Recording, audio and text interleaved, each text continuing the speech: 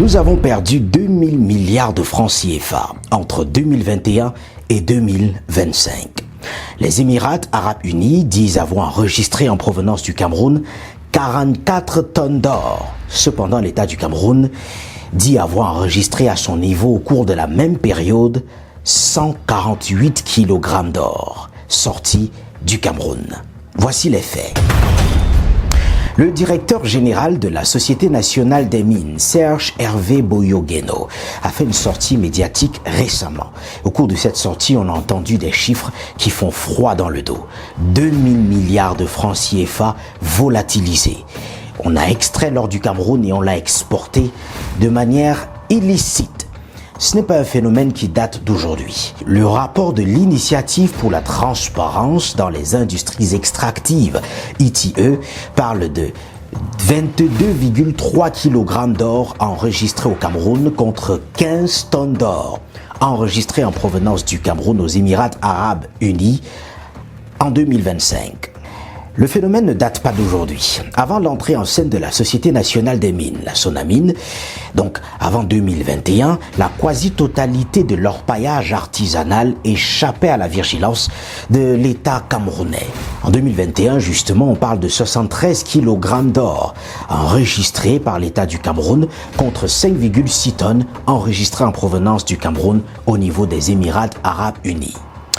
Entre 2008 et 2018, les importations déclarées par les Émirats arabes unis en provenance du Cameroun sont passées de 0,3 tonnes à 11,7 tonnes par an. En évoquant d'autres chiffres, on peut parler de l'année 2017, alors que la douane camerounaise n'enregistrait que 4 kg d'or exportés vers les Émirats arabes unis, la douane émirate recensait 10,9 tonnes d'or.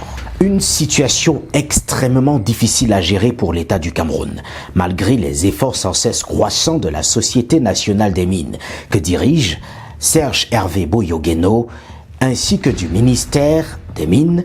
Plusieurs difficultés se posent. La Sonamine parle de la lourdeur fiscale et des lenteurs administratives qui pourraient directement ou indirectement favoriser l'extraction clandestine d'or au Cameroun. La porosité des frontières, les difficultés d'accès également à certaines zones limitent l'action sur le terrain de la Société nationale des mines. C'est 165 milliards de francs CFA que perd l'État du Cameroun en ce qui concerne les taxes et redevances non perçues chaque année. 200 entreprises clandestines ont été répertoriées. Les mises en demeure ont été données rapidement par le ministre des Mines par intérim, le professeur Fou Callistus Gentry, qui a fait une descente musclée sur le terrain récemment. Il en multiplie régulièrement. En quittant ses bureaux feutrés à Yaoundé, l'objectif du ministre des Mines est de frapper le poing sur la table et de démanteler tous ceux qui pillent l'or camerounais sans que l'État ne puisse lever le petit doigt. Le ministre, chaque fois qu'il a démantelé un réseau, a été ferme. Il faut stopper les activités tout de suite et maintenant. Plier bagages et quitter rapidement la zone. Et comment il peut déclarer l'or là qu'il produit ici? Il n'a pas une obligation, c'est un mafia. Où sont les responsables ici? Tell the people that this side is closed. All right. As I'm speaking to you, sir, this is a presidential inquiry. All these people should leave this side today. I mean today. They should leave here today. Otherwise, they will be arrested and put up under this thing because they are working in illegality. Sur les 200 entreprises irrégulières répertoriées, 95% sont étrangères et pour la plupart chinoises. D'autant que le gouvernement chinois s'est dit entièrement disposé à soutenir, aider l'État du Cameroun dans le cadre de cette lutte acharnée contre l'extraction d'or illicite sur son territoire. Cependant, de nouvelles dispositions ont été prises. Question de réguler le secteur, de nouvelles exigences. C'est de trop. Le ministre des Mines, le professeur Fou Callistus Gentry, pense qu'il faut mettre les bouchées doubles. Objectif, stopper le vol. Pour ce qui est de la caution environnementale préalable, obligation pour chaque entreprise de verser une caution de 63 millions de francs CFA, soit 3 millions de francs CFA par hectare, pour garantir la réhabilitation des sols après exploitation. Il y a également un seuil minimal de production. Arrimez-vous ou partez. Les exploitants n'utilisant pas un système d'extraction écologique doivent s'engager par écrit à déclarer et réserver un minimum de 10 kg d'or par mois à l'État du Cameroun. Pour ce qui est de l'exploitation dite artisanale, le ministre également a posé une exigence. Au-delà de 30 mètres de profondeur, vous devez obligatoirement migrer vers le statut de petite mine ou industrie. C'est à prendre ou à laisser. Le professeur Foucalistus Gentry structure le passage du Cameroun au statut de pays producteur minier industriel. En s'appuyant sur le nouveau code minier, l'État impose désormais le partage des productions dès le premier jour de l'exploitation, assurant des revenus immédiats au trésor public.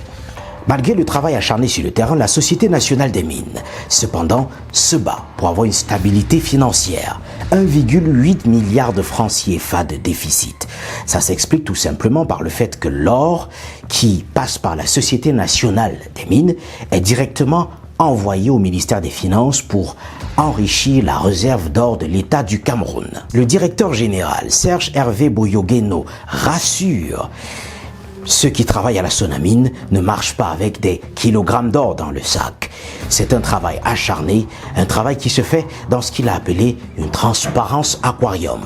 Un travail acharné auquel tient fermement le président de la République, Paul Biya, et l'ensemble du gouvernement camerounais. Il faut absolument que ça marche. C'était les faits. High-Tech Training Institute lance sa grande session de formation d'élite. Vacances utiles au Cameroun à partir du 15 juin 2026 pour 3 mois de pratique intensive. Nos modules, programme CCN et Cisco. Vous apprendrez à brancher, configurer et sécuriser tous les ordinateurs et serveurs d'une entreprise pour qu'ils communiquent parfaitement entre eux avec une préparation au prestigieux diplôme international CCNA 200-301. Le panorama FortiGate. Paramétrer un super bouclier numérique appelé pare-feu pour bloquer les pirates informatiques, filtrer les sites interdits et sécuriser l'accès Internet de votre entreprise avec de vrais équipements de pointe. Vidéosurveillance IP, vous apprendrez le métier concret sur le terrain, fixer des caméras intelligentes, les brancher sur le réseau, enregistrer les images et configurer un système pour surveiller un bâtiment à distance depuis un simple smartphone. High-Tech Training Institute, c'est des formateurs chevronnés et du matériel de dernière technologie à votre disposition à Douala et Yaoundé. Inscription 50 000 francs CFA, frais de formation 150 000 francs. À la clé, attestation de formation officielle. Rejoignez-nous. Yaoundé au Fundimol, Douala, Lokpom, Carrefour, Hôpital des Sœurs. Nous vous accueillons du lundi au vendredi de 8h à 18h, samedi 8h-13h. L'excellence technologique à votre portée.